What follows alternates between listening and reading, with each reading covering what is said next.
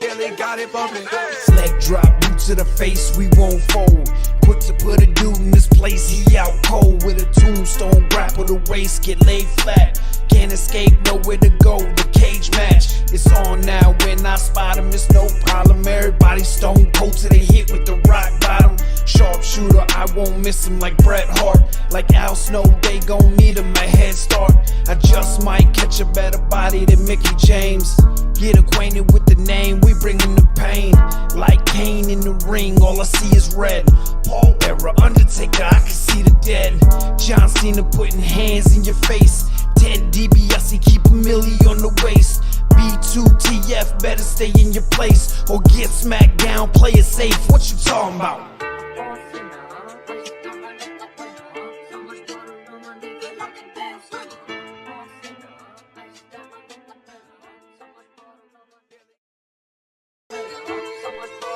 Yeah, they got it bumping. Select drop.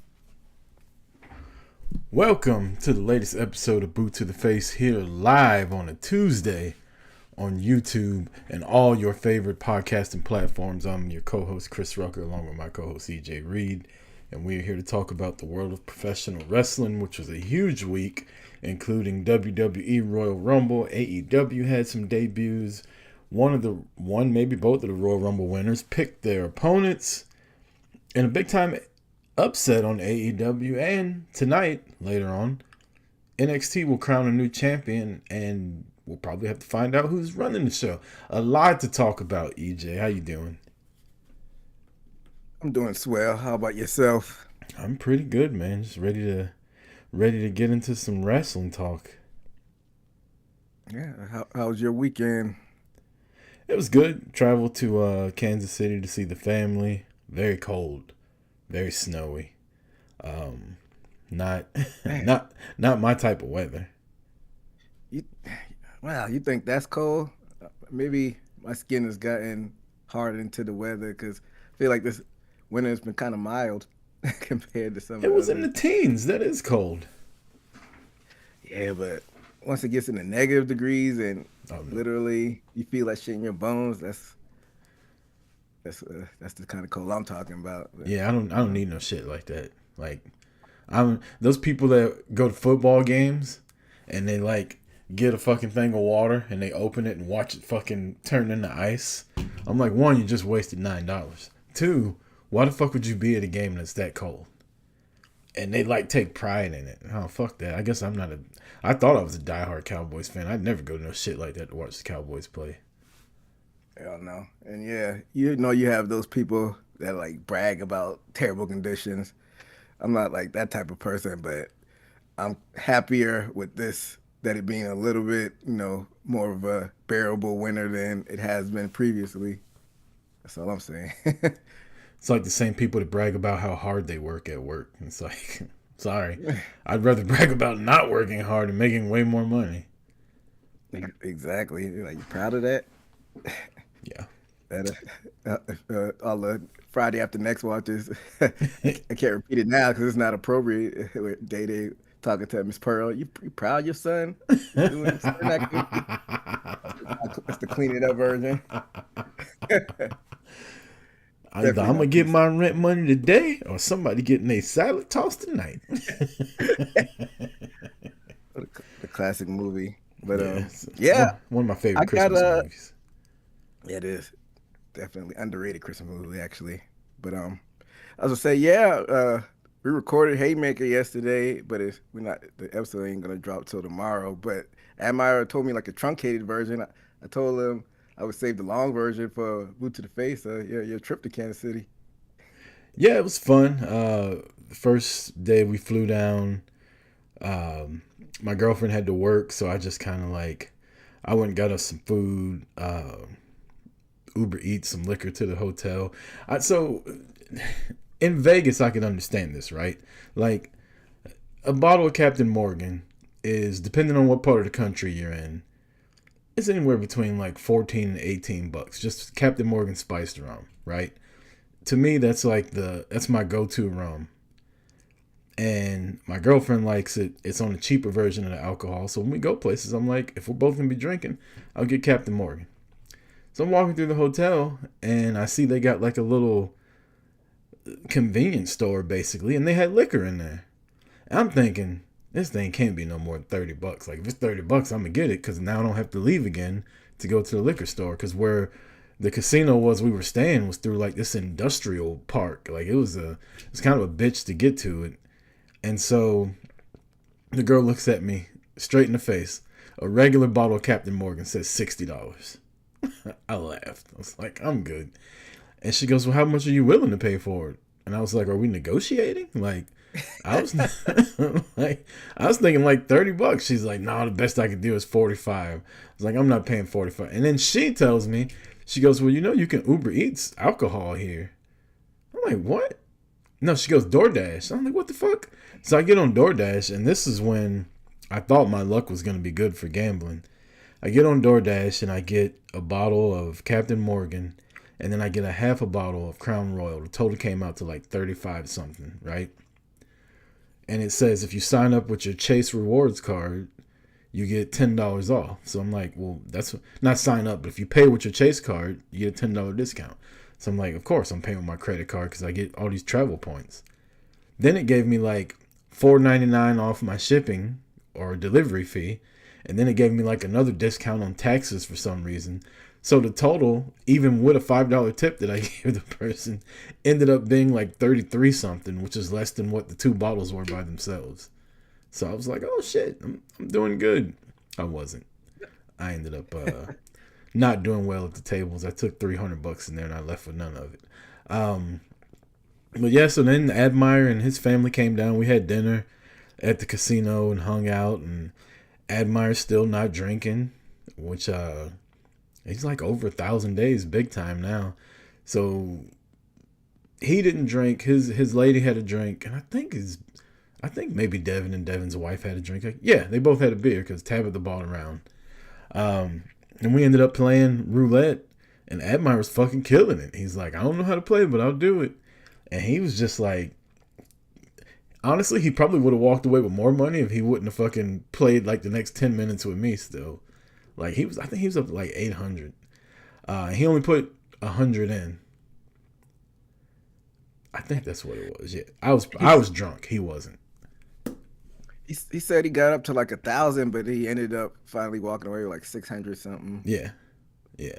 So we did that.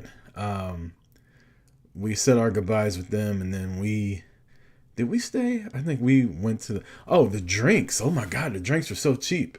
Now they're not free for gambling, but like I said, my girlfriend bought around. When we got to the bar, I got a double Captain and Diet. She got a Captain and Diet. No, she got a Blue Moon, I think. And then no, they didn't have Blue Moon. She got Captain and Diet. And then Admire's girlfriend got a beer, and both his son and his son's girlfriend got a beer, and it came out to like $28 for 5 drinks.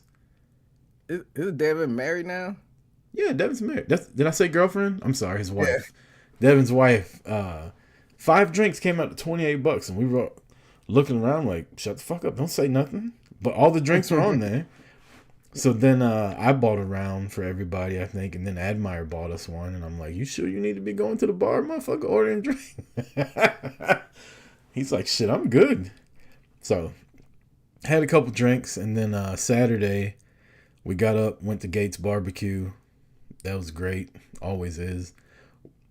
Tried to watch the Royal Rumble, was having the most awful fucking time signing into my Netflix. Not signing in, but just having it work. Like, it would work, and then it would kick me off. And it would work, and it would kick me off. I was on my iPad. I was on my cell phone. The hotel Wi-Fi was awful. So I was using my hotspot, my mobile hotspot, but it wouldn't keep me signed in until like later on that night.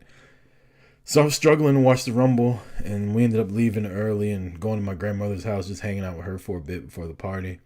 Went to the party, saw a bunch of family, a whole lot of, you remember me? Last time I saw you, you were in diapers. Like, well, then how the fuck would I remember you? You know? That shit was getting so old. But it was still a lot of fun. Like, I saw a lot of cousins I hadn't seen in forever. My aunt, who I was real close with when I was younger, that I haven't seen in forever. Of course, my mom and stepdad was there. My grandmother had a great time. And then this is how they party. The party was over at 1 a.m. They rented out like this, I don't know if it's like a night, it's like a bar. They rented out like this entire bar basically, right? But it's over at 1 a.m. It's about 12:30. We start packing up, getting ready to leave. And by this time, I'm lit. I'm like ready to go to sleep. And my grandmother goes, "You coming to the after party?" The what? You know what time it is? I don't think they went to bed until we got up to get on the flight the next day. And that's how she rolls, man. She fucking stays up partying all night when the family's in town. She cooked all day, cooked for her own party. We came over there, she had a fucking butcher knife about this big, cutting up whole smoked chickens that she did. Taking it to the party. Like, I was like, "You want some help?" She's like, "You know I don't want no help. I want to do this myself." I was like, "Yes, ma'am." So, Well, that's what's up. Shout out to your grandma, 80th birthday. Yeah, just to go back on some stuff you said earlier with the DoorDash. I'm surprised you never DoorDash alcohol before. yeah, I mean, I live like a 3-minute drive from my closest liquor store. I don't like that liquor store, but it's like right there. Like I could walk to it if I wanted to. I never really saw the appeal of DoorDash and Uber Eats. Like if we're just sitting around and we're gonna be lazy, I think between as long as me and my girlfriend have been living together, we've probably used Uber Eats 5 times, maybe 10 at the most. So as far Yeah, as when I'm in. Go ahead. I was gonna say, as far as DoorDash and alcohol, like that's something I never even thought to do it. Oh yeah, when I'm in town, I never do like Uber Eats or DoorDash. I'm only doing it when I'm out of town. I'm surprised you never done it out of town. The only time I do DoorDash in town is if I'm gonna do a pickup order, because then they don't force you to do a tip if you do like a pickup order on DoorDash. That so that's a little life hack. But yeah, like when I'm out of town, yeah, they do everything like the delivery wise. So when we took my daughter to Orlando for Universal Studios for Harry Potter, we got back from Harry Potter one night late and DoorDash some Taco Bell, and it took like 2 hours. And it was like, I'm ready to go to sleep. I'm also still hungry. I've also still paid for all this shit. Like, I'm trying to get in touch. Like, it was just a fucking hassle. So ever since then, it's just been like, yeah. And we kind of like to go out, you know? Like, there's always places in walking distance and shit like that. Well, yeah, that's what's up. You know, if it's easier to walk in, it's better to do that than to be lazy and order it. But Yeah. yeah, At might say you were pretty chill, laid back. He said Tabitha was pretty lit out there though. Was she? I don't remember. I don't remember either one of those being the case. Oh, you know, I remember at one point towards the end of the night, um, we were looking at this dude that had his pants down around his ass, and she's like, "I'm gonna go tell him." I'm like, "Come on, I'm not about to get into a fight with a motherfucker in Kansas City with tattoos on his face. Like, relax." Yeah, that's probably a wise decision, man. Yeah. Kind of defuse that, but yeah, man. I was out of town myself this past weekend. I went to Houston. My homeboy, he had his he didn't have a really party, but it was his birthday. And usually he makes a whole weekend and he has people flying out of everywhere coming to it. But this year it was just me and one of our other high school and my childhood friend. He drove from Austin. He lives in Austin now, so it's just basically us three just kicking and hanging out. Um, we rented out a Airbnb. Kicked it. His wife was like, "Cool, y'all go have fun." And yeah, I got there Friday, got the rental car, went to this barbecue spot I found on TikTok, not TikTok, IG, and I bookmarked it. I found this, I ran into this like what, 4 or 5 months ago, and I'm like, oh, let me finally circle back and go to this place. It was like in a, I wouldn't call it a hood spot, but it was a, urban area, and it was a black owned business. It was a black owned business, and the line was crazy. The little line literally went out the door. I'm like, man, this must be bussing, man. And it took me like 30 minutes to get to the line. and they give you big portions. I can't remember the name of the place off the top of my head now that I think about it. To give it a shout out, I think it was, I don't know. If I think of it, I'll tweet it out later or something. But yeah, yeah, they give you big portions, and Texas is known for brisket. The brisket was pretty good, but I don't know, man. I guess I'm a snob when it comes to barbecue because I'm a big fan of South Carolina pulled pork, mustard-based sauce. But place I went to was pretty good, and then I got up with my homeboy. Well, actually, I did a little workout out there because I'm Planet Fitness, and I could go over all over the country to do that, and then went to my homeboy's place afterwards, and we just bar hopped that night and went to some clubs. I'm not even a club guy, but since I was with him, because he's like a super extroverted guy. He was a college athlete in a frat, so he knows like a shit ton of people out in the Houston area. Houston's like top 5 as far as population wise in the country.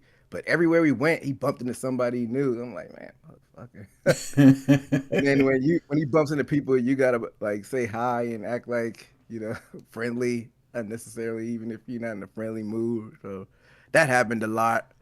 Um, yeah, on Saturday, that was the Royal Rumble day, Saturday, right? Yep.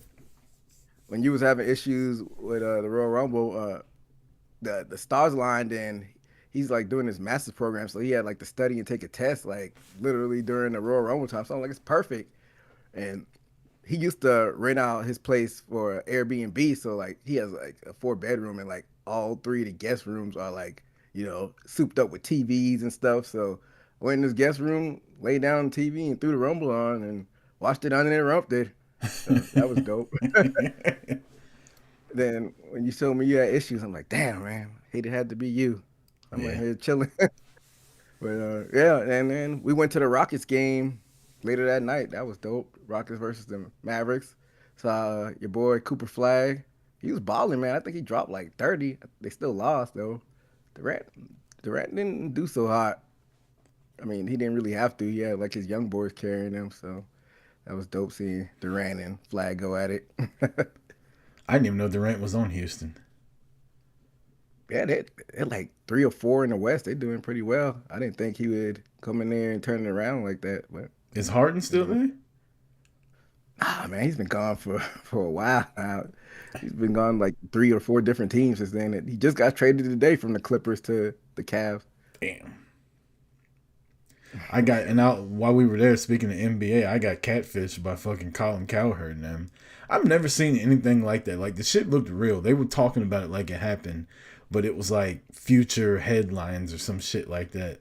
And it had Giannis on the Knicks. And I was like, fuck yeah. I'm looking all over the internet trying to find like a what everybody's saying about the trade and what the Knicks traded for. It never fucking happened. I was furious. Yeah. Clickbait. Yeah, a lot of shows do that, the hypotheticals, but I think he's gonna get traded soon. It's gonna be interesting to see who he goes to. Yeah, be nice if it was the Knicks. All right, well, we fucking fucked around enough, EJ, man. Let's start talking about some pro wrestling. We'll get started with I shouldn't say least, but the least amount of topics to the top topics. Let's start with NXT. It came out over the weekend it didn't come out. Ava put it out there herself that she's no longer in WWE and that she enjoyed her time there, the whole 9. And then she said, well, now that I can say what I want to, fuck ICE and fuck Donald Trump. And everybody was that fucking set off a fire, obviously. And next thing you know, her account is no longer there. I don't know, man. I enjoyed Ava as the GM of SmackDown. I didn't enjoy her as a wrestler, but I thought it was a good gig. But at the same time, like, collectively, your parents are worth like $1 billion. Like, what are you even doing working? You know what I mean? If my family had that much money, shit. Yeah, I mean, some people want to work and, some people want to have a purpose. I mean, like you said, she could just kick back and, rest on her family's, wealth and whatnot, but she probably wants to go out there and do something. So I don't blame her for trying to, follow in her father's footsteps What I'm confused about is there are very little details. I haven't done extensive research of why she didn't re-sign. I don't know if you heard anything. And she just wanted to do other things. That's as simple as that. That's all. The only thing that's come out. What gets me though is it's so abrupt. I mean, she was just on TV as the GM last week. If they knew her contract was coming up, they at least should have wrote like an angle of her getting attacked or being like, I can't fucking take this anymore and walking out. And then if she resigns, she can come back. Like, I just needed a couple weeks. You know what I mean? But they could have did something if they knew her contract was coming up and they hadn't come to an agreement yet. I just think it's odd that it was just so abrupt. And she just literally tweets one day, I'm no longer the general manager of NXT. I'm out. Fuck Trump and fuck ICE. Yeah, like you said, she settled in and was doing a pretty good job as the GM. I didn't get to watch that one match she had when she was in that group, the Schism group. It was on a pre-show, and I never got the time to go back and watch it. I'm curious to see. People said she wasn't good, so I just want to see how it looked visually. But maybe it's something behind the scenes that nobody's saying. Maybe it is something with the political atmosphere, because we know how TKO and UFC and WWE lean. Maybe it's something she said that rubbed people the wrong way, and she was like, fuck this, I'm not going to re-sign. And like you said, maybe they didn't put their ducks in a row. Maybe they could have did something ahead of time, but maybe they thought she was going to re-sign, and that's why they didn't think to plan ahead. I don't know. Yeah. Well, we'll see. I'm sure she'll pop back up on social media somewhere else that doesn't have a WWE tag across the name of it. But one of the last things she was talking about before she left was tonight's NXT Men's Championship ladder match.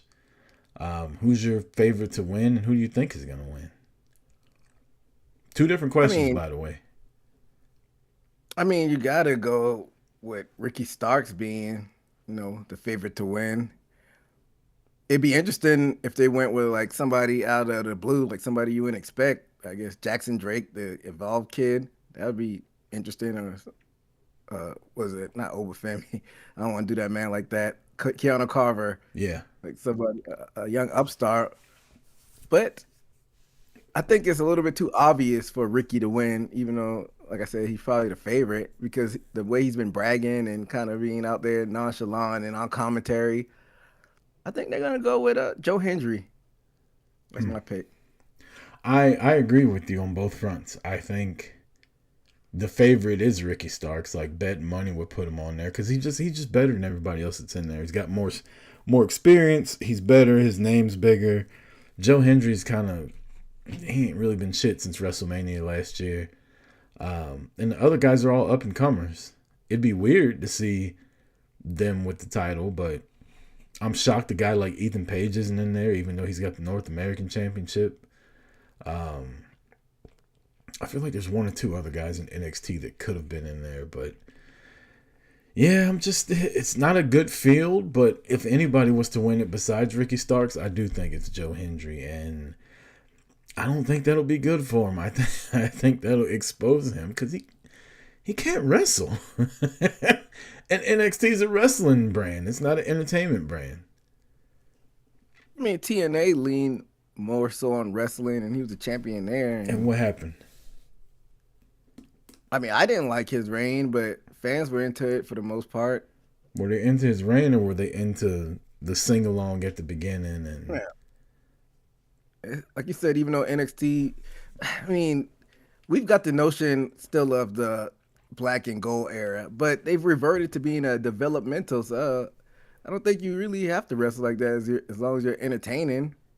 Because with the ladies, we love a lot of the ladies, but some of them aren't ring generals. Like, I love Jada Parker's whole package, but is she like a ring general like that?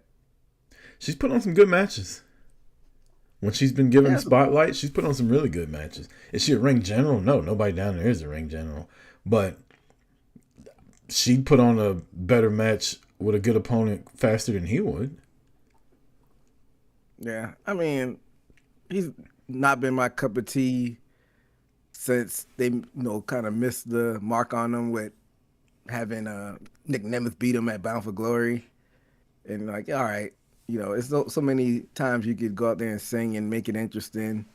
So if he won it, I wouldn't be mad at it, but I wouldn't be out there his biggest cheerleader or anything. Speaking of Jada Parker, before we get off of NXT, her and Blake Monroe tonight also. Yeah, that whole situation with Blake Monroe, I know specifically you, like I'm kind of indifferent to her. It's criticized like her whole run in NXT, but when she messed up and lost the title, like there were rumblings of her maybe going to the main roster, but no, like they didn't even try to get the North American title back on her, and she's just doing like a separate feud. So it's kind of interesting. Maybe is that a punishment for her? Like, all right, we're not gonna put the title back on you. You do this other shit now. I wouldn't call it a punishment. They just went a different way. Like, I think they were gonna put her on the main roster, and they ended up seeing that I don't know. I think the plan was, and then something changed clearly. Yeah, I'm just not a fan of who they put it on instead. Like, you could have went with Jada. You could have went with other people. You put it on Izzy, Dane. What the hell are y'all doing? I mean, look who their women's champion is still. I feel like she's been a champion for a fucking year now. Yeah, it does seem like that. Isn't this her second reign too? Maybe that's why, because they spread it out. I mean, but Tatum Paxley only had the belt for like a month. Yeah, that was dirty what they did. Whatever. I mean, I'm still not a fan of JC Jane, but I don't want to jump the gun, but she didn't do so bad this past weekend in the Rumble, so it is what it is, I guess. All right, let's jump down the street, go to AEW. I was about to say not a lot took place, but a lot actually did take place. Starting with the TNT Open Challenge. I was going to say Kyle Fletcher. I still can't believe Kyle Fletcher's not the champion. Briscoe gets the win, and out comes Tommaso Ciampa. Wait, is that what happened? Or did Ciampa wrestle him? No, he wrestled on Collision. On Dynamite, he did the Open Challenge. Put the invitation out there and whatnot. So Ciampa comes out, challenges him, and he won. I thought I was about to give away I can't remember what fucking day it is, man. I'm sorry. I'm used to us recording on Sundays, and then traveling kind of threw me off. I'm like, damn, I'm in my head while I'm talking. I'm like, was that a spoiler that Ciampa had the belt? But no, Ciampa won the title on Saturday. Yeah, I mean, I downloaded the Collision because time just flew by this weekend. I had a lot of stuff to fit in, so I watched Collision on the plane, and maybe it's because I was watching undistracted, because usually I'm on my phone on Discord trying to see what people are saying about shows and whatnot, but I watched this in the plane because they didn't have any Wi-Fi, but they needed out distractions. I thought it was a really good episode of Collision. I don't know, maybe because I was just focused on that and no other distractions, but yeah, when I first saw him come out, I'm like, this is the spirit of like what we grew up on. People hopping from companies like right away. So I like that aspect of it. But as far as Ciampa goes, I was never a huge Ciampa fan, so I don't know how much of a needle mover he's gonna be. But they're putting him in good position, winning the title out of the gate. So I feel like AEW right now kind of reverting to 2023, 2024, and I hope they don't keep going down this track of just signing all these free agents and not having them on TV. I'm getting worried with the Rascals now, Ciampa, Maya World, and what's her partner's name? Juice World? I can't remember. They've signed some CMLL people, and I feel like I'm missing somebody too. Oh, Andrade coming back, so I'm like, I hope y'all don't, go back into your old ways, just signing people just because you can, because they only got 4 hours of TV a week, which not a whole lot, and compared to WWE's 2.5 plus 3, it's 5.5. Yeah. So, yeah, I don't know. I'm not the biggest Ciampa guy either, but I can't ignore the fact that when his name came across the screen, like the AEW crowd fucking loved it. And I mean, he's always been a good wrestler, which is what AEW is known for. Just, we're the fucking best wrestler.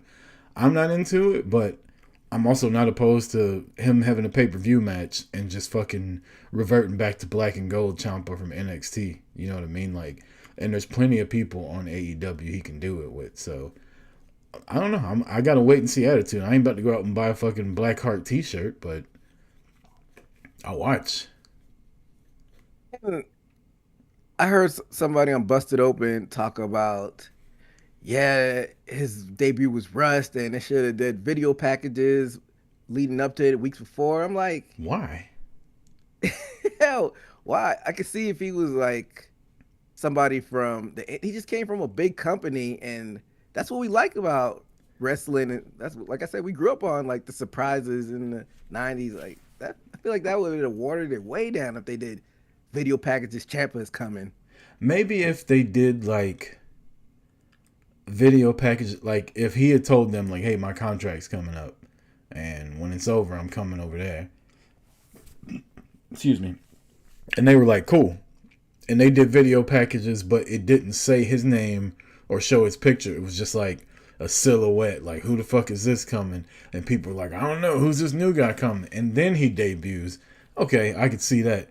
But like you said, this is what we grew up on. When fucking Rick Rude showed up on Monday Nitro live, he was literally on the recorded episode of Monday Night Raw at the same fucking time. Like, that's how shit went back in the heyday of wrestling, when we all got into it, when people were just jumping shit back and forth. Now we got all these fucking dirt sheets and shit like that like spoiling every goddamn thing. And it's like, I don't know, maybe that's why I enjoyed his debut a little much, because I was shocked by it. Yeah, I didn't expect him to jump over there so quickly either. I like your idea of them teasing it, but just showing the silhouette.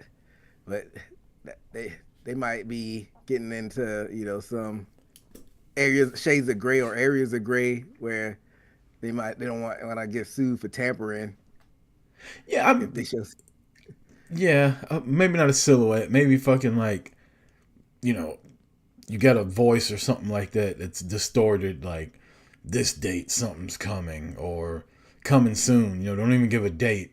And then if he doesn't sign with you, you can just fucking have, what's his name, Jungle Boy debut again or some shit like that. Like, just leave it so open-ended that you don't know who it really is. And then if he comes, he comes. And if he doesn't, whatever. I think the way they could get around tampering, though, is if he just says, no, I reached out to them, because the talent can reach out to the company. It's just it can't be vice versa.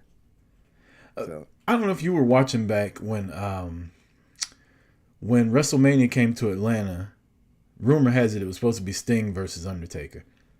And they were doing this countdown. It was like 3/11/2011 or whenever the fucking date was, right? Like, supposed to be March of whatever that year was. Something big was going to happen.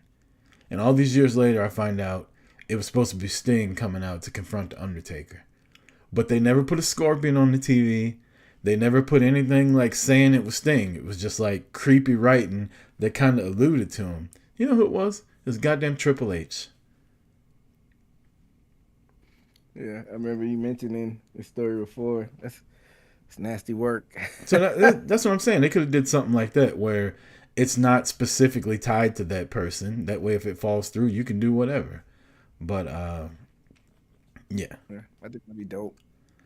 Another thing that happened on AEW this week was the main event match between Andrade and Swerve Strickland. And who the fucking thought Andrade would have won? Yeah, it wasn't like a huge surprise. I'm like, that happened. I should have saw it coming though, because Swerve was just in the main event the prior week, and we know how that company gets down sometimes. So yeah, I mean, like we said before, Andrade is just the perennial mid-carder, but maybe he's out there to prove us wrong, and maybe he can, get a little shine in the upper card. It's good that he has a mouthpiece. I think that helps. That makes him a little bit more interesting. But yeah, I was definitely surprised. What were your thoughts when you saw that happen, though? Like, I was shocked. Overall. Like, Swerve is in the middle of this three-way fight between himself, Hangman, and Omega, with who's going to go after MJF as soon as he's done with Brody Lee, and Omega's talking about I got to start from the bottom and work my way up and fight all these people. I wouldn't have expected either one of those three to lose a match anytime soon. So for him to just randomly lose to Andrade on Dynamite, like, it's kind of weird. And as far as Andrade goes, like, I feel like if he would just quit, like, getting in, getting off, and getting out on every company he goes to, you know what I mean? Like, he's in WWE, leaves, goes to AEW. He's in AEW, leaves, goes to WWE. All of a sudden you look up, motherfucker's on AEW again. Then he's gone from AEW, and he's over in fucking Mexico. Now he's back in AEW. It's like, dude, just stay somewhere long enough to get over. Yeah, I agree. But the type of wrestler he is, I think he definitely had a glass ceiling in WWE. I don't want to say that AEW is the lesser company, but they're just a different company. Of course, WWE is the McDonald's, so they got the most money, they got the most recognition. But I feel like if there is a chance for him to finally break through, it would be in AEW because, like you said, it's the wrestling company where the best wrestler. He has that unlocked, but he has to have just one more thing to connect with the fans, and I think it's right there. And he didn't really do it on this past weekend or a Dynamite, but I think he needs to lean into like the ladies' man thing, going into the crowd, ripping those pants off. I want to see him do that basically every match, rip those pants off, and fans, that'd be something that the fans will gravitate to because he needs one more thing to like take him to the next level. Yeah, so that's what I think. Little Playboy gimmick. Yeah. Also, I'm not mad, even though I didn't expect it, like you said, for him to beat Swerve, but Swerve is pretty bulletproof, former AEW World Champion. So why not throw another guy in there in the mix? Like we said, we love the fact that it's not just one person chasing after MJF. We have all these people that want your top prize. That's how it should be. People going for the top prize in the company. Agreed. Anything else take place in AEW that I'm missing before we move on to Royal Rumble? It's a pretty slow week. I think they're going to be in Vegas. You got Brody King and MJF doing the Eliminator, so that'll be something to watch. But besides that, pretty wrestle-heavy week. Not a whole lot of stories coming out of that, but it was all about the Rumble pretty much. Well, let's get to the Rumble. They had two matches that weren't Royal Rumbles. You had Drew McIntyre defeating Sami Zayn in a basically throwaway match. Like, I know Sami Zayn was in Saudi Arabia and the crowd wanted him to win, but come on. We all knew he wasn't going to win. Yeah, Drew pretty much dog walked them. Gave him a Claymore for good measure, like when he was like laying down on the ground, basically, right? Yeah. Well, Sammy kept kicking out. Like when he hit one Claymore on him, he looked at him and was like, okay, this motherfucker ain't dead yet. Hold on. And then hit him with another one. I kind of liked it. But you're right. Like, Drew fucking dominated that last like 2 minutes of that match. It was just move after move after move. It's like, damn. Yeah, I mean, like you said, people didn't really expect Sammy to win, and he didn't. So it is what it is. AJ Styles is retired from WWE, by the way. He loses to Gunther, gets choked out, takes his gloves off, puts them in the ring, and then thinks about it and puts his gloves back on. So what the fuck? Now, my theory is he's going to go to TNA. He may go to AEW, but I feel like if he was going to go to AEW to wrestle, because he said this is his last year. He didn't say that was his last match. My theory is if he's going to AEW, I don't think WWE keeps the camera on him while he's doing all that shit so people can go following him, finding out where he's going. I think they fucking go to commercial break.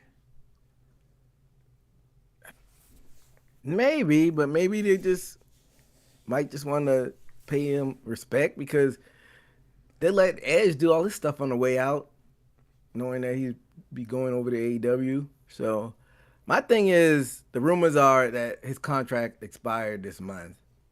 If he's going to TNA, you think he signed a short-term deal with WWE to keep continuing on? No, I think he's got this year left, and I don't know, something inside me says that he just wants to go wrestle some people he either hasn't wrestled yet or in some places that he misses wrestling in. Could we see him in Omega at All In? Why not? Could we see him in a big-time match at Bound for Glory? Why not? I don't know. I just feel like it's more far-fetched that he's going to go to TNA because the cover's pretty bare there. Like, who's like a dream match over there that people want to see him against? I don't think it's necessarily a dream match. I think it's more of a, this is where I started at. Like, I helped build this company. They got a big thing now. They got momentum going. Bound for Glory is their WrestleMania. Like, he's done WrestleManias here. I don't know. Maybe he goes to New Japan too. Like, he can do whatever he wants. He's AJ Styles. If he tells people, this is my last year, I'm not signing a multi-year deal with you. But TK, if you want me to come in for like a month and a half leading up to All In to have a match at Omega, I'll do that.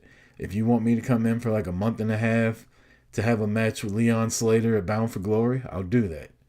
You want me to come in for a month and a half to have a match with fucking, I don't know who the big shit is in New Japan now because I haven't watched it in so long, but you know what I mean? He could be kind of a mercenary, a retirement mercenary at the end and just go have some matches with people he wants to and some events that he wants to before he hangs it up. I think he's that good too to where I don't think they'd say no to him.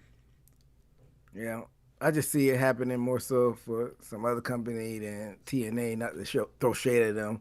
We saw him mixing it up there with Leon Slater. We hadn't seen him go one-on-one. Just like you said, if he did that, it would be strictly for the love of the game because TNA does not have the funds to pay him of what Tony Khan would pay him. So I don't know. I feel like that's the least likely. I say it's like a 50% chance that we see him pop up in AEW. And if he wants to do New Japan, those companies are tied at the hip. So we probably see him do both if that's the case. And I'm all for that. Well, that's the thing I'm saying, though. He could do AEW and TNA. He didn't have to sign a long-term deal with him. He could come and do, yeah, I work this show. Like an indie wrestler almost. And I mean, and I know companies are like, no, we got to have you for this long. But you'd be stupid not to have AJ Styles in one of his last matches at your biggest show. Yeah. Excuse me. I mean, bless you. Yeah, I could see him doing one-offs, like you said, or maybe even like a year deal. I'm all for that because I've said this on this show.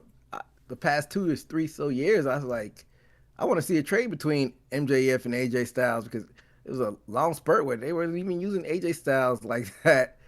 And I always think that MJF will eventually end in WWE. He just seems like a WWE guy.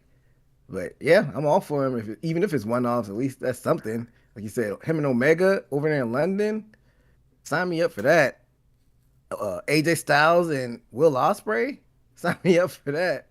So yeah, I don't think that's necessarily the end of him. Like you said, he picked the gloves back up.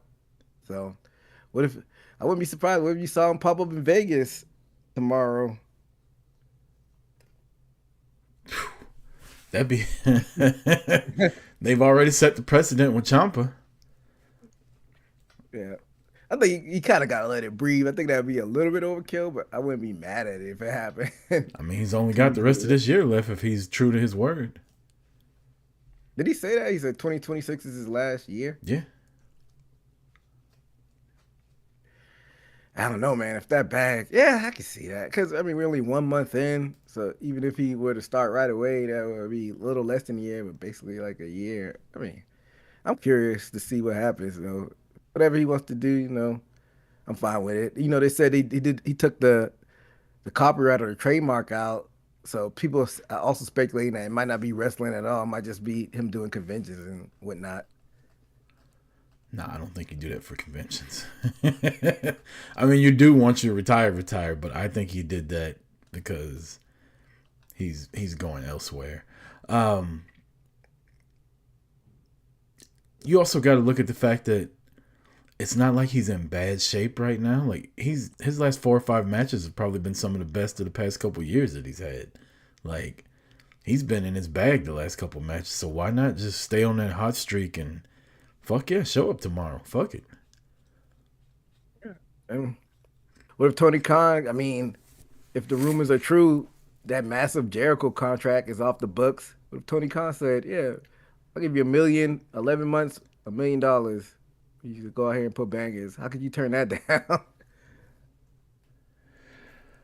I guess you'd have to weigh like how much a WWE Legends deal is worth because you know that's probably off the table if he just walks out of there and does that. Doesn't Sting have a Legends contract with AEW? Yeah, but not WWE. So what a like if they don't want to give you a Legends, I'll just give you a Legends deal over here if they want Yeah, to be but he's petty not a like that. legend there. I mean, I feel like Sting is a legend. He did what, 3 years, 4 years? He's still a legend wherever he goes. Yeah, Sting's on a different level than you can market the fuck out of Sting stuff. I don't know how many AJ Styles action figures are selling out there. If he were to jump over, I think I don't know how petty the TKO board and Triple H are. They may try to hold him out of the Hall of Fame for a while, but you can't deny him forever in the Hall of Fame. If AJ Styles goes to AEW and wins the AEW World Title, that now is AEW, WWE, TNA, Ring of Honor, and New Japan that he's won world titles in. Nobody can say that. I know John Moxley got pretty damn close. He didn't do ROH. And you said another company, TNA. Yeah, he didn't do TNA as well. I don't think he will. I think if he does the AEW, he won't even want the world title. But if he I don't think does, when you think about the career, AJ Styles, he's probably had one of the most successful wrestling careers in the history of the sport. Yeah. Like, you look down, look up, and you realize that, like, wow, yeah, he's gone everywhere and won championships. And people really didn't expect him to do it in WWE, especially of who was in charge at the time. It was more of an entertainment guy. He let the wrestling guy. I do think it did help him that They used to beat up John Cena. That too. They had 2 championships at the time. Yeah, So but he won the big one twice. Yeah, he did win the big one. And had it at WrestleMania one year. Yeah, he benefited that it was on SmackDown. SmackDown didn't become the A show until Roman was the tribal chief, so that kind of helped him. That even he got the big belt, but it was still on SmackDown. Raw's the flagship show. So, but yeah, he's definitely overachieved and a legend. So shout out to AJ Styles. How'd you like him passing out instead of tapping out? It was gonna happen either way. He still lost. Yeah, so I guess you got to run with it now. As Gunther being the career killer, I don't know who you would serve up to him next, though. Yeah, that's a big question. It's about to happen. Everybody's saying Brock, but I don't think Brock's ready to go yet. Which we'll talk about Brock in a second. But let's get to these Royal Rumble matches, man. The women's Royal Rumble was first up. I wrote down a couple names here that I thought had big time showings in the Royal Rumble. Lash Legend and Sol Ruka. And then I also wrote down tag teams. There were so many stories involving the tag teams throughout this whole Royal Rumble. Like, starting out with Alexa Bliss and fucking Charlotte. Like, starting out together. I actually don't even think Lash and Nia were in the ring at the same time yet. I think Nia got eliminated before Lash got there. But you had the Kabuki Warriors, doing their thing. The Bella Twins came back together doing their thing. Bayley and Lyra were together. Then you had the whole shit with Becky, Natty, and Maxine. You had Rio. Like, just all these female tag teams that were in there. I was like, damn. I didn't realize their tag team division was that strong until I, looked at it for a second. I mean, yeah, it's deep. So I don't know if that's them saying that this is where we're going to focus at now, or like they're just strictly doing this for storyline purposes. We saw one play out on Raw with Liv and Raquel, but do you think that we see storylines play from everything that happened in Rumble, or you think some of it was like one-offs? I think the Rumble's a perfect conduit to get to storylines heading into WrestleMania for people that don't win. Like, that's always one of the cool things to see in the Rumble. Like, I'm pretty sure it's going to be Alexa Bliss and Charlotte having some kind of... I don't know if they're going to fight one-on-one, but I think they're going to be involved some kind of way. But I also think you have too many big female stars in the tag division to just do a fucking fatal 4-way tag team match. Like, some of them are going to need some one-on-one matches. I think that's probably what we'll see. A multi-woman match, maybe not a four-way. Like you said, we have to have some one-on-ones.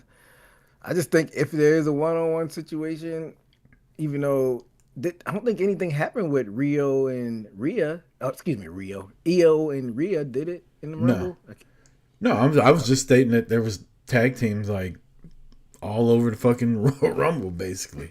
Yeah, because like you said, I think we do see a one-on-one match, and I think it would, if we were, it would be Rhea and Io, but they didn't have anything that happened. I just don't see a one-on-one Charlotte and Alexa making WrestleMania. I think they're gonna be put in a multi-woman match, but I may be mistaken.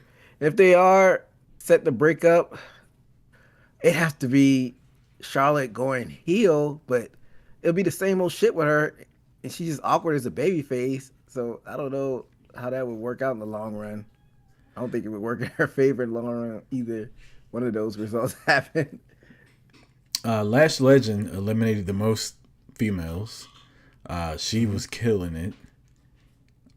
She kept making me nervous though, because I started like thinking, damn, she might win, and she would eliminate people on the outside of the ring, and then she would sit there and pose. Like at one point, she was like laying down on the apron. I'm like, get your ass back in the ring! Like, what are you doing? They're gonna kick you, but nobody ever did. And then Sol Ruka made it all the way to the end. One of the last. Yeah. She was the third person eliminated from the winner. Yeah, she had a really good showing. I'm surprised she's still in NXT at this point. I'm surprised they didn't call her up.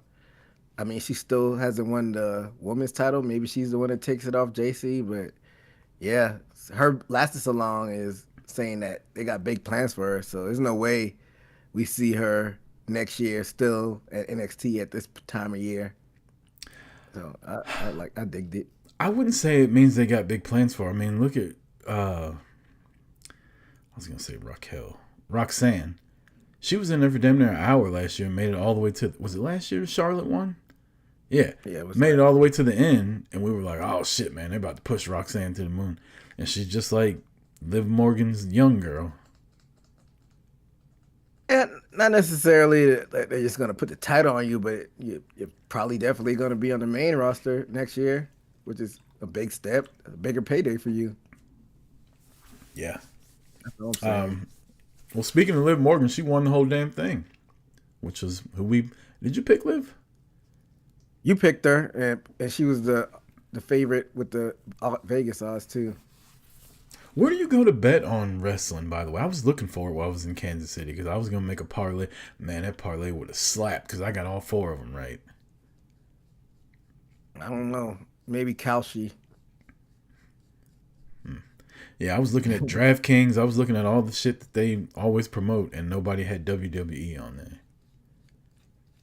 I was like, Yeah, damn. there's somewhere you can go and do it on, but I don't looked. think it's on those apps. I was going to drop $100 on them 4 matches, and I'd have got all of them right. Damn, it's unfortunate. Yeah, really is.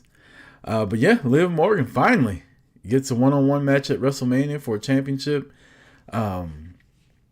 I enjoyed her winning. I wish it would have been in America, but that's a whole nother story. I don't know. I'm excited about it. I'm excited to see where it goes, especially after last night with Raquel and Stephanie Vaquer having their match and Liv kind of getting involved, and Stephanie fights off all 3 women with a bad ankle. Like, I was watching the stuff play out, not to breeze past Liv Morgan winning. We'll get back to it. But as far as the title match, I'm watching shit play out. Stephanie Vaquer can barely walk. She's got an injured ankle. All 3 women for the Judgment Day are fighting her in a street fight where everything's legal. Nobody's coming to help her. And she still won. Like, what the fuck? Kind of makes Raquel look like a sucker. I was surprised by the outcome because I thought this is the perfect way to set up Liv versus Raquel at Mania, but No I'm interest guessing in they're it. gonna. You're more intrigued with Liv and Stephanie? Yeah. I have no interest in seeing Liv and Raquel, especially at WrestleMania. At WrestleMania? Fuck no. Excuse my language, but Raquel's just not there. I don't know. I was looking for it from more of a storyline perspective, more so than like, is the match gonna slap? Because feel like Liv is definitely leaps and bounds of how she started off, but I still put her on like a slight tear, like a maybe not even level 2, but like 1B tier above like a Becky or even like a Stephanie or what else? Even Bianca. Yeah. But she's still really good in the ring. But I mean, I feel like Liv would carry the on the other side of things. Liv would carry like the promo wise. I don't know how intrigued I would be with Stephanie on the promo side leading into the Mania. Like I said, the match will slap, but I don't know. I feel like leading up to there it might be a little bit awkward, but I don't know. I may be wrong. We'll see. Well, they had to put Stephanie against somebody. I don't think she should lose the title just because she's not good at talking before WrestleMania. But I think her and Liv will put on a good match. I think it'll be intriguing. I think they'll make it intriguing. I think Liv will. And like you said, you know, she's not top 5 women's wrestlers as far as in-ring in the company. Maybe not even top 10. She's good enough, though. Like, she's not bad. If you'd have told me this 5-6 years ago, I'd be like, Liv Morgan at WrestleMania?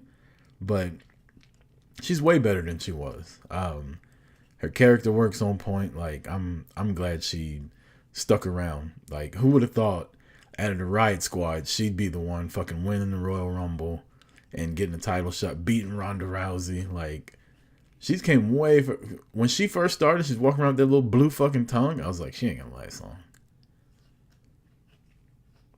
Now here she is. I know somebody I knew it wasn't gonna be. It wasn't gonna be Sarah Morgan. Not them dirty ass feet. Shit no. Yeah. So let's the men's rumble. I have a couple standouts, all from NXT, and it's February, so it's apropos.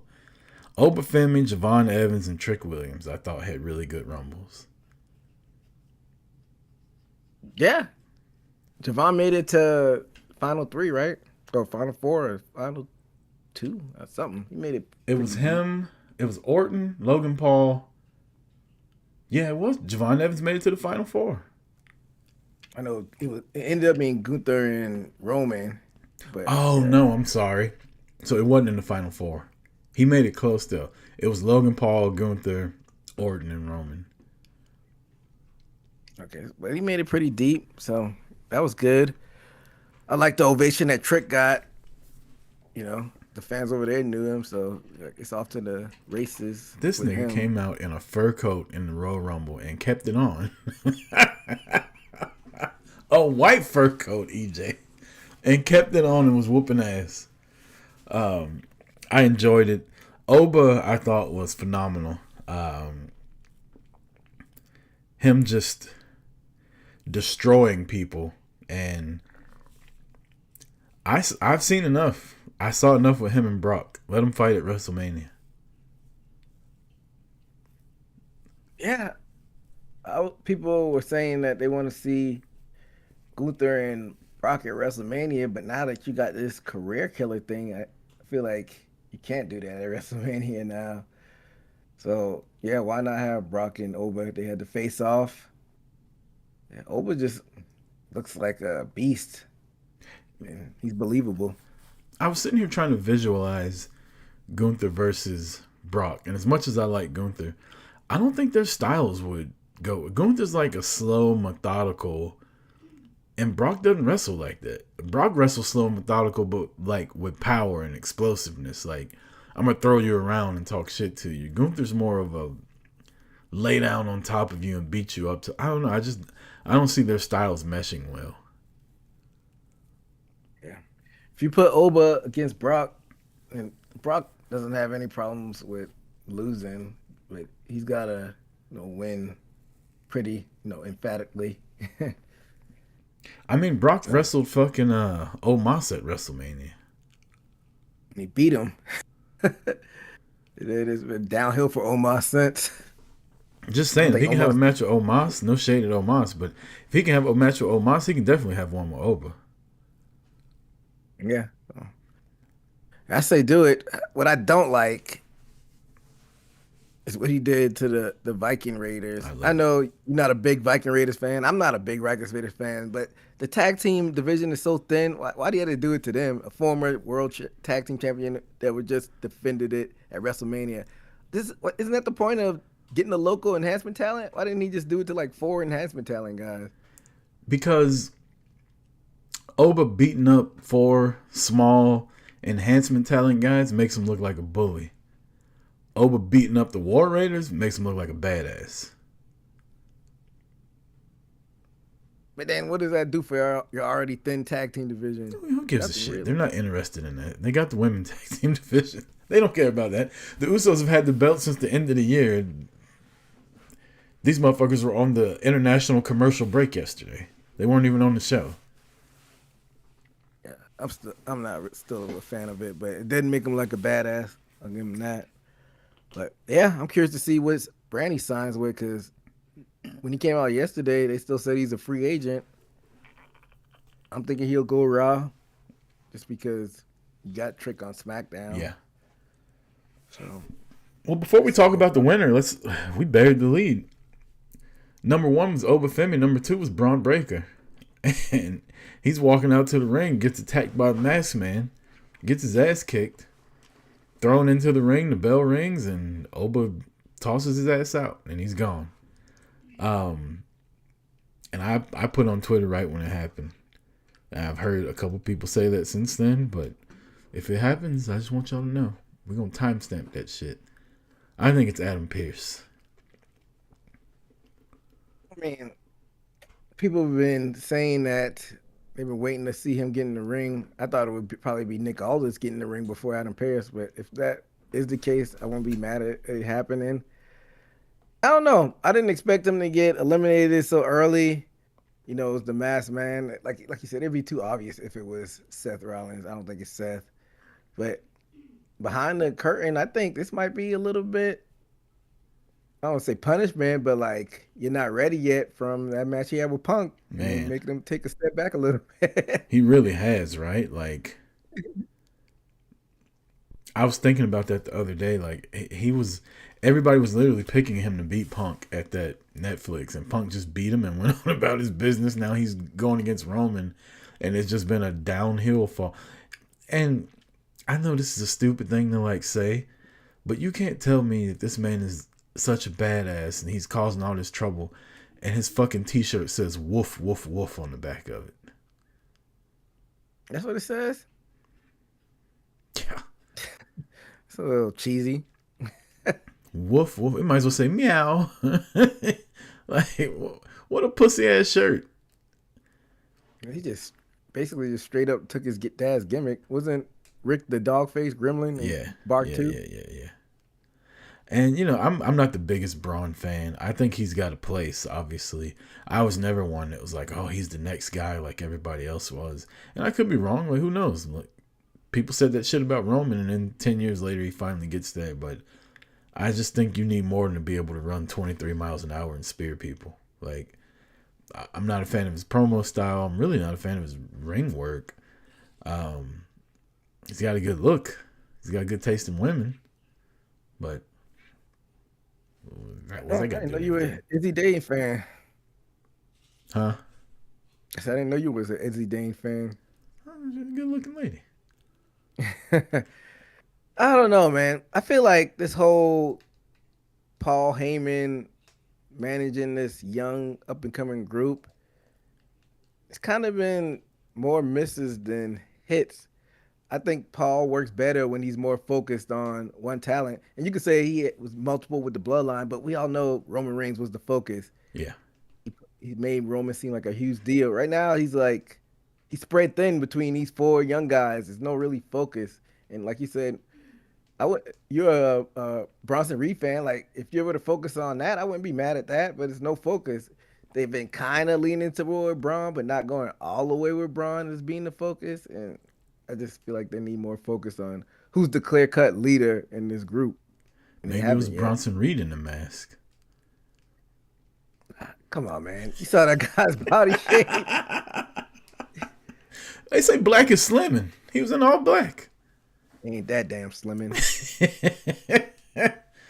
But I feel like they're just doing or maybe they just have a hard time of pivoting because of course Seth was the clear cut leader, but he got injured, so Yeah. this is what we have now.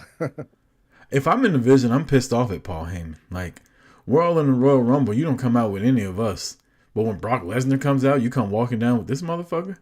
And then he's suplexing Logan Paul all around the ring. We're supposed to be on the same team. Yeah, that's super weak. And one thing, why did Brock get eliminated when Jay was doing that yeeting? It was the most unceremonious elimination ever. After he eliminated Oba. I don't know. That was weird. And it was not like he didn't get hit with finishers or anything like that. I went back and watched it. Like, they kicked him in the stomach a couple times and then clotheslined him. And that was it. Jay wasn't even to the ring yet.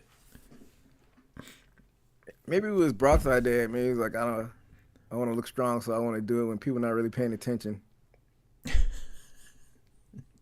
That's the only thing I can think of because they didn't make no damn sense. But yeah, like you said, Paul only came out with Brock, so maybe they turned that into storyline. I don't know.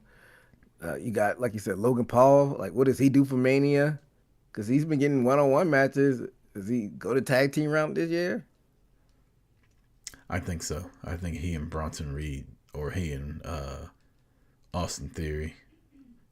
Some form of that combination is going to probably fight the Usos, which is not what I want. But and if that's the case, that's almost like a demotion. If you're Logan Paul, I join this group and I go from having one-on-one matches in Mania for tag team matches. Like, where they do that at? Yeah, WWE. Triple H do that. Well, let's get to the winner of the Royal Rumble. For the second time in his illustrious career, Roman Reigns wins the 2026 Royal Rumble and will headline WrestleMania. Unlike main event Jey Uso, Roman's like, lock me in for Sunday night. I ain't playing that opening card shit. Roman wins. I believe we both picked him.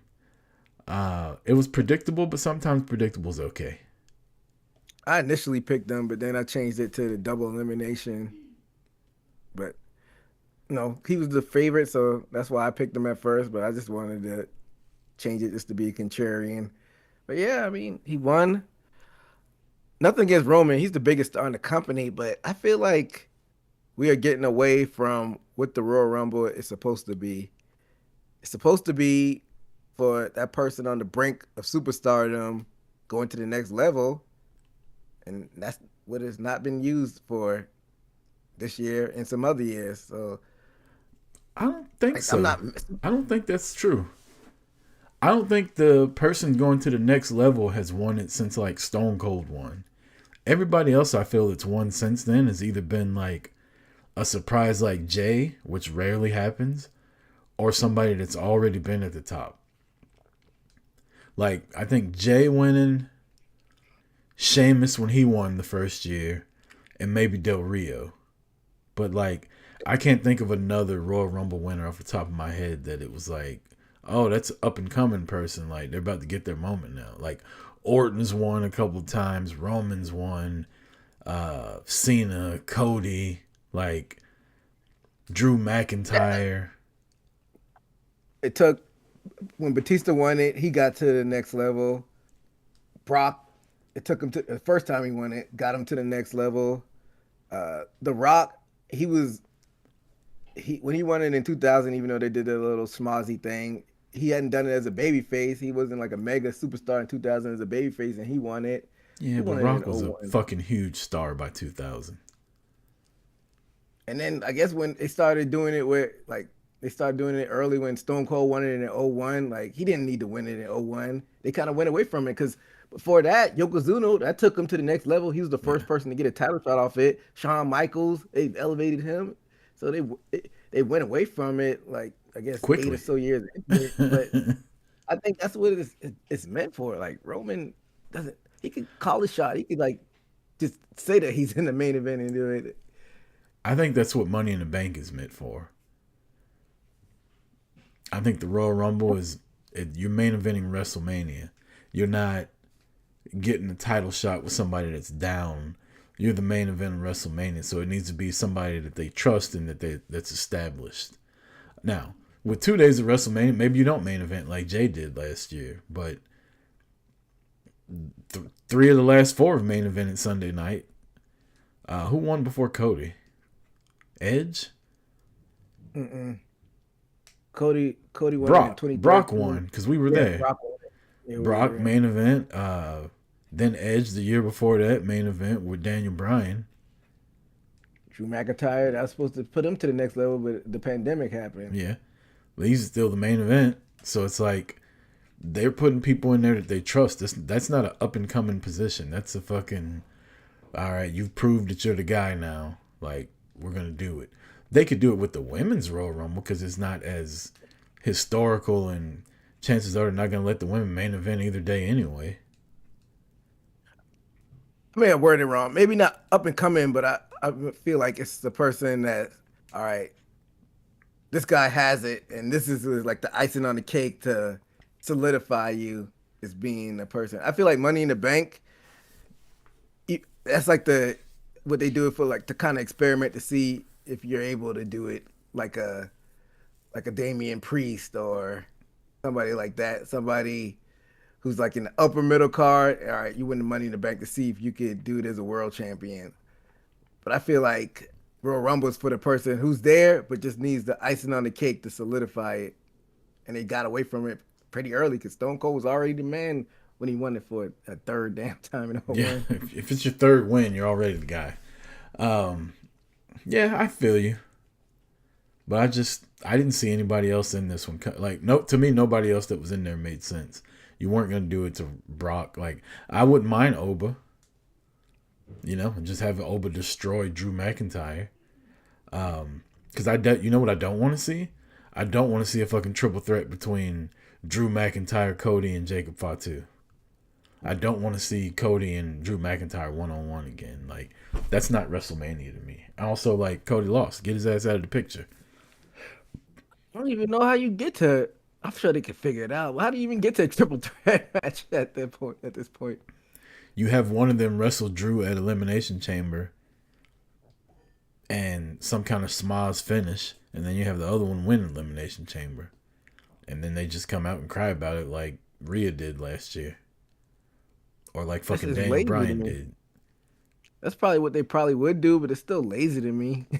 Oh, it's very lazy. And like I said, I'd rather see some. You got your world title match with Punk and Roman that's gonna be the headline, and now that you have 2 world titles, now you can try something. Put fucking Oba in there. Put Trick in there. Let them fucking go for it. Because guess what? If it flops or whatever, people ain't gonna remember it. They're gonna remember what happens with Punk and Roman. Yeah, I guess so, but I don't know.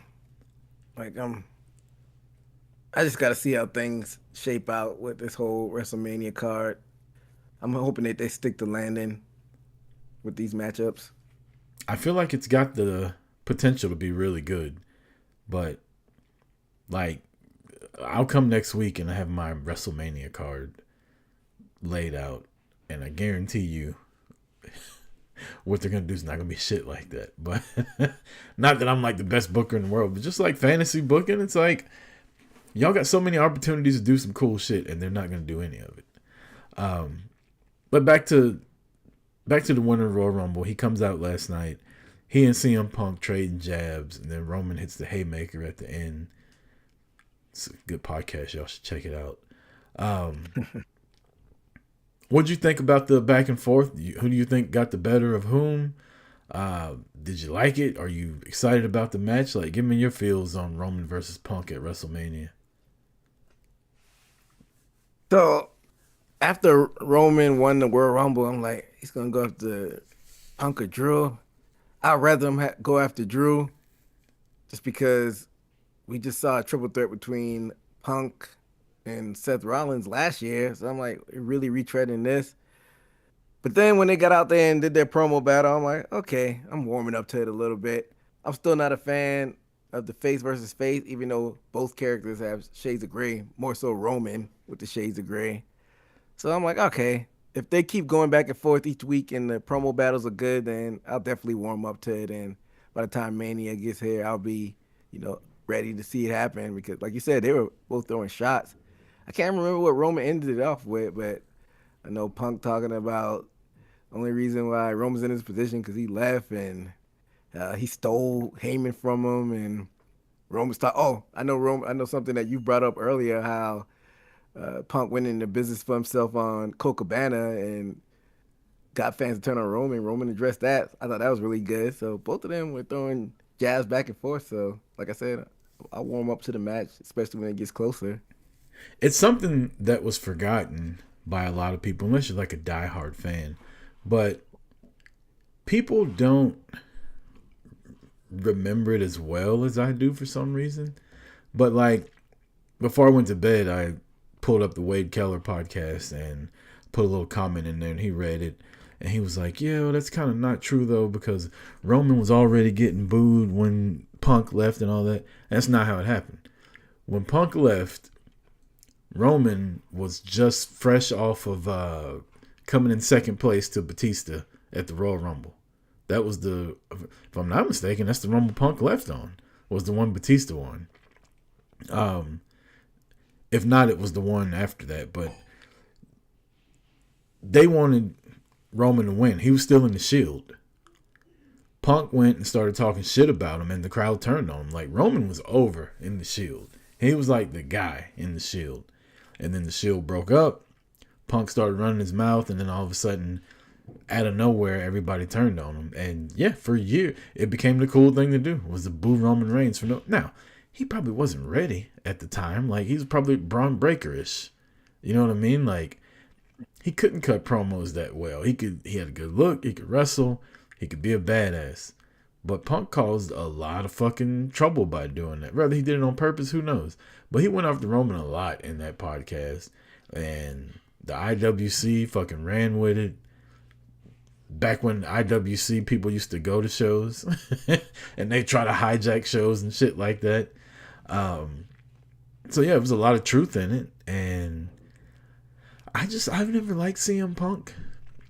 And this was before the Roman Reigns thing. And I've always been a fan of Roman. So to me, like, this is, like, Roman better fucking win. Like, I'll take this shit personal. Roman's my guy, and I can't stand CM Punk. He better fucking win. I think he is gonna win. I'm just curious to see what the plans were before Seth got injured, because I feel like this was probably supposed to be Roman and Seth. Yeah.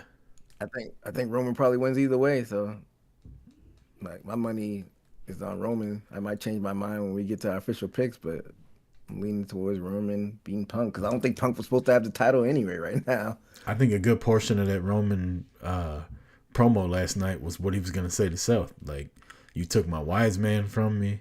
Like, I tried to be cool with you again. You stabbed me in the back. I fucking hate you. Which is pretty much what he said to Punk. I enjoyed it though. You know, I like a good war of words between two like seasoned veterans like that. So yeah, I'm with it. Let's fucking do it. You still got the Finn Balor effect that's gonna be in there. Roman's probably gonna take some time off before Mania. So yeah, I'm ready for it. Let's just hope they can build the rest of the card up by then.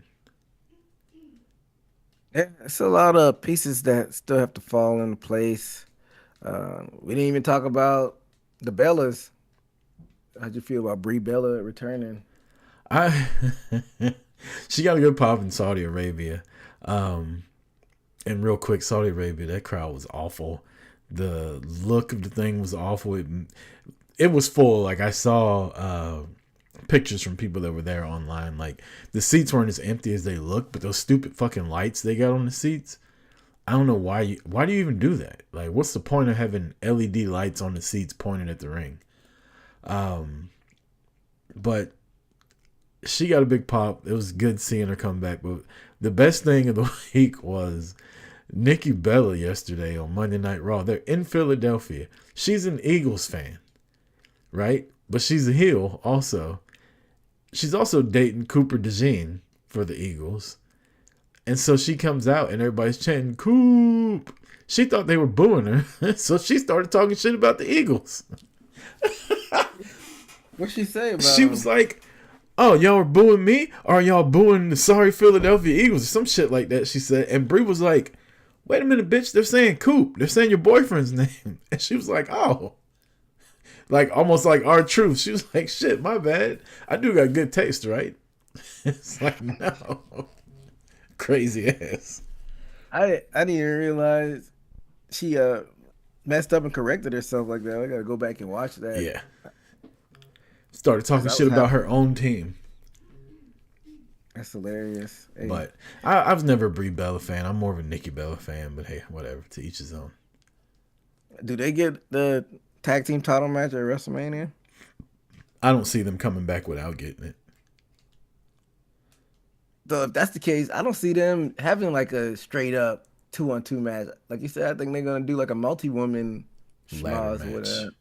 with yeah. Like I don't know if Brie or Nikki's bodies could take no damn ladder match. But I mean, they ain't got to take the bumps. They just got to win. even climbing up that, I don't know. Yeah, maybe. We'll see. Well, besides Street Clothes Wrestler of the Week and a Super Bowl pick, we get up out of here. Damn, Super Bowl's this weekend? Mm-hmm. Shit just kind of snuck up on me. I got Seattle. We'll make it quick. I got Seattle as well. I don't know. For some reason, I still don't trust Sam Darnold all the way to the end. I'm hoping that the defense will just carry the team. I can't stand if the Patriots were to win. Yeah, I wouldn't like that either. Street Clothes Wrestler of the Week. I mean, it's pretty easy. I named the fucking award after her. I'm going with your Royal Rumble winner, Liv Morgan. Yeah, I was gonna go with her too, even before you made your pick. Cause I mean, you've got choices. You could pick any of the outfits she wore. You can pick the one she wore on SmackDown, and I'll pick Raw. No, I was gonna pick the one on. I can't remember what she won on SmackDown. I was gonna pick the one on Raw. She had the homage to Dirty Dom. What did it say? Like, women love Dom or something Hot like girls that. like Dom Mysterio.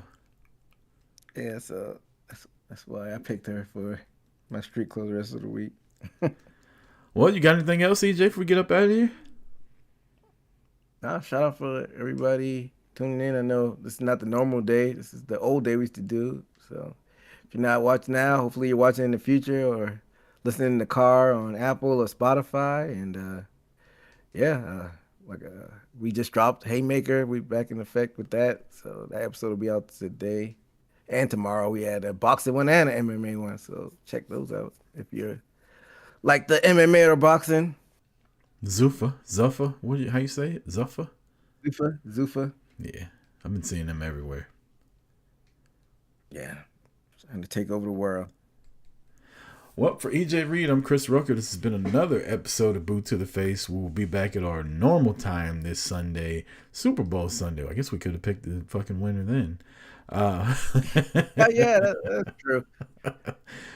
But yeah, for EJ Reed, I'm Chris Rucker. Until next week, peace.